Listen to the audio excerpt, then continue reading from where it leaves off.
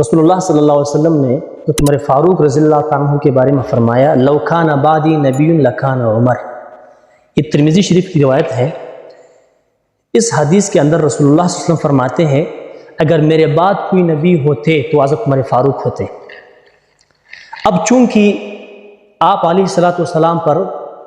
نبوت کا دروازہ بند ہو چکا ہے، آپ صلی اللہ علیہ وسلم خاتم النبیین ہے، آپ علیہ الصلوۃ والسلام کے بعد کسی نبی نے نہیں آنا۔ یہ سلسلہ اگر چلتا، یہ نبوت کا سلسلہ اگر چلتا تو آپ علیہ الصلوۃ والسلام نے فرمایا تو پھر میرے بعد اگر کوئی نبی ہوتا تو حضرت عمر فاروق ہوتے۔ تو عمر فاروق جیسے عبقری شخصیت، ایک مورخ نے اس کے بارے میں لکھا ہے کہ حضرت عمر فاروق رضی اللہ تعالی عنہ کو اللہ جل شانہ نے جس قالب، جس ڈھانچے کے اندر بنایا، حضرت عمر فاروق کی تخلیق اور معرض وجود میں لانے کے بعد اللہ جل شانہ نے گویا کہ اس ڈھانچے کو ہی توڑ دیا جس میں حضرت عمر فاروق تیار ہوا کرتے تھے۔ ایک پروفیسر، عیسائی پروفیسر اپنی کتاب کے اندر لکھتے ہیں کہ اس وقت اگر دنیا میں صرف ایک عمر آ جائے تو دنیا پر اسلام کے علاوہ باقی تمام مذاہب کا خاتمہ ہو جائے گا، پوری دنیا میں اسلام کا ڈنکا بجے گا۔ یہ ایک مسلمان نہیں، ایک عیسائی پروفیسر کہتے ہیں۔ حضرت عمر فاروق رضی اللہ تعالیٰ عنہ، ان کی حکومت، ان کی خلافت 22,31,050 مربع میل پر قائم تھی، محیط تھی۔ ان کے دور کو فتوحات کا دور کہا جاتا ہے۔ حضرت عمر فاروق رضی اللہ تعالیٰ عنہ کا خلافت، ان کی خلافت مدینہ سے ہوتے ہوئے براعظموں تک جا پہنچی۔ انہوں نے دنیا کو لپیٹ میں لے لیا، انہوں نے براعظموں کو اپنے لپیٹ میں لے لیا، اسلام کو پھیلا دیا، 4 دانگ عالم میں انہوں نے اسلام کا ڈنکا بجایا۔ حضرت عمر فاروقی افواج، حضرت عمر فاروق رضی اللہ تعالیٰ عنہ دنیا کے ایک بیسٹ ایڈمنسٹریٹر کے طور پر جانے جاتے ہیں۔ اس وقت مغرب اس کے قائل ہے، مغربی دنیا بھی اس بات کو مانتی ہے کہ حضرت عمر فاروق دنیا کے ایک بہترین منتظم تھے۔ یہ فوجی، یہ ایڈمنسٹریشن، یہ پولیس، یہ انتظامیہ، یہ حضرت عمر فاروق رضی اللہ عنہ کے دور سے، ان کے دور میں ان کی ابتدا ہوئی تھی۔ یہ ہجری کیلنڈر کا اجرا بھی حضرت عمر فاروق رضی اللہ عنہ کے دور میں ہوا۔ حضرت عمر فاروق رضی اللہ تعالیٰ عنہ، فاروقی افواج، یہ ہمارے بلوچستان کے سرحدات تک آئی ہیں۔ گویا کہ ہم یہ کہہ سکتے ہیں کہ آج اگر ہم مسلمان ہیں تو یہ حضرت عمر فاروق رضی اللہ تعالیٰ عنہ کی مرہون منت ہے۔ ان کی افواج یہاں افغانستان، یہ بلوچستان کی یہ جو بارڈر ہیں، یہ جو بلوچ علاقہ ہے، زہرا، یہ یہاں تک ان کی افواج آئی ہیں۔ حضرت عمر فاروق رضی اللہ تعالیٰ عنہ اتنی بڑی شخصیت،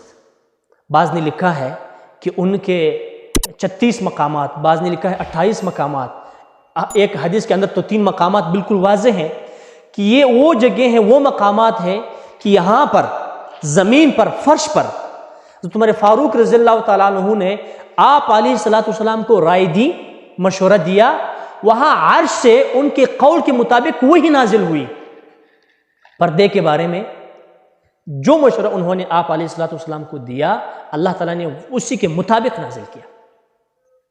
غزوہ بدر کے قیدیوں کے بارے میں جو مشورہ حضرت عمر فاروق رضی اللہ تعالیٰ عنہ نے دیا، بالکل وہی ان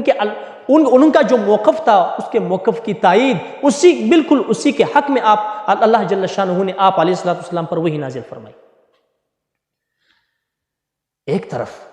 یہ شخصیت، لیکن جب خلیفہ بنے تو ایک جگہ جا رہے تھے، راستے میں ایک بچی نے ان سے مخاطب ہو کر کے کہا، وہ قافلے کے سربراہی کر رہے تھے حضرت عمر فاروق رضی اللہ تعالیٰ عنہ، باقی اور صحابہ بھی ان کے ساتھ تھے۔ اس بچی نے کہا تم میں سے کوئی عمر کو جانتا ہے؟ تو حضرت عمر فاروق چونکہ آگے جا رہے تھے، آگے ہوئے کہ جی ہاں میں جانتا ہوں، کیا مسئلہ ہے، آپ کو کیا پرابلم ہے؟ اس بچی نے کہا کہ جا کے عمر سے کہہ دینا قیامت والے دن میں اس کا گریبان پکڑوں گی، کیونکہ انہوں نے مجھے نان نفقہ نہیں دیا، ہمارے گھر میں فاقے چل رہے ہیں، ہمارے گھر میں روٹی نہیں ہے، نان شبینہ نہیں ہے، اور حضرت عمر فاروق کو خبر تک نہیں۔ اب حضرت عمر فاروق ان کے سامنے بیٹھ کر 22 لاکھ مربع میل، یہ میں کسی کونسلر کی بات نہیں کر رہا ہوں، یہ میں کسی منسٹر، کسی مشیر کی بات نہیں کر رہا ہوں، ان کے سامنے تو وزیر اعظم کچھ بھی نہیں ہے، صدر کا عہدہ ان کے سامنے کچھ بھی نہیں ہے، کونسلر کیا چیز ہے، ناظم اور ایک میئر کیا چیز ہے۔ 22 لاکھ مربع میل، یہ بر اعظموں کی بات میں کر رہا ہوں، میں اس بادشاہ، اس حکمران وقت کی بات کر رہا ہوں جو براعظموں کا حکمران ہے، وہ ان کے بچی کے سامنے گھٹنے ٹھیک دیتا ہے اور اس بچی سے التجا کرتا ہے کہ دیکھو یہ اونٹ لے لو، اس پر سامان لدا ہوا ہے، یہ گھر لے جاؤ، لیکن خدا کا واسطہ قیامت والے دن عمر کا گریبان مت پکڑنا۔ تو تمہارے فاروق رضی اللہ تعالیٰ عنہ، واقعہ تو بڑا مشہور ہے کہ رات کو گلی میں جا رہے تھے، وہاں پر بچوں کے رونے کی آواز آئی، وجہ پوچھی، کہتے ہیں کہ ان کو بھوک لگی ہے، خود جا کر بیت المال سے اپنے کندھوں پر سامان راشن اٹھا کر اس گھر تک پہنچایا۔ تو تمہارے فاروق رضی اللہ تعالیٰ عنہ، ان کی شخصیت، جب ان کا انتقال ہوا، صبح فجر کی نماز میں ابو لؤلؤ فیروز مجوسی نے ان کو زہر آلود خنجر سے ان پر حملہ کیا، جس کے نتیجے میں حضرت عمر فاروق شدید زخمی ہوئے اور اسی سے جام شہادت نوش کر گئے۔ شہادت سے چند لمحات پہلے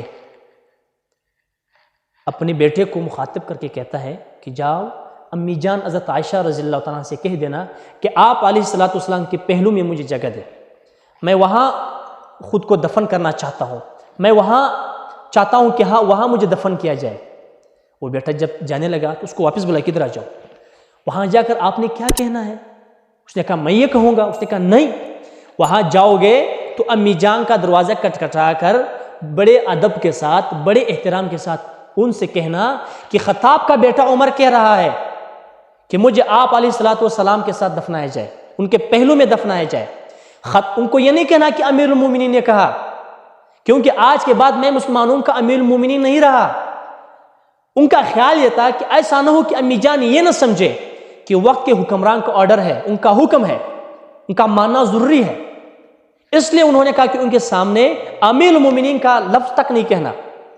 اور پھر جب انہوں نے اجازت دی، واپس جب وہ آئے، اس نے کہا ابا جان، امی جان نے اجازت دی ہے، تو اس نے کہا دوبارہ یہاں میرے تکفین اور تجہیز کے بعد تدفین کے وقت وہاں لے جاتے وقت پھر پوچھ لینا، ہو سکتا ہے اب میں زندہ ہوں، وہ شرم کے مارے یہ نہ کہہ سکتی ہو کہ نہیں میں اجازت نہیں دوں گی، ہو سکتا ہے وہ میرا خیال رکھ رہی ہو، جب میری سانس نکل جائے، جب میرے دفنانے کا وقت آ جائے، اس وقت پھر پوچھ لینا، اگر انہوں نے یہی کہا تب جا کے مجھے دفنا لینا، ورنہ کسی اور جگہ مجھے دفنا لو۔ حضرت عمر فاروق رضی اللہ تعالیٰ عنہ، جس کے لیے آپ علیہ السلام نے خود ہاتھ اٹھا کر کہا اللہم اعز الاسلام بعہد العمرین، مراد رسول ہیں، باقی صحابہ مرید رسول ہے، باقی خود چل کر آئے ہیں، تو عمر فاروق کو اللہ کے رسول نے مانگا ہے۔ ہاں، آقا میرے صدیق بھی، آقا میرے عثمان بھی، ایک طرف مولا علی ہے، ایک طرف مولا عمر، رہبر عمر، مرشد عمر، بالا عمر، اولا عمر، برتر عمر، ذات نبی پاک پہ سوجان سے شیدا عمر، ایمان میں، ایقان میں، احسان میں یکتا عمر، مابعد ختم المرسلین، کوئی نبی اٹھنا نہیں، یہ سلسلہ چلتا اگر تو ایک نبی ہوتا عمر۔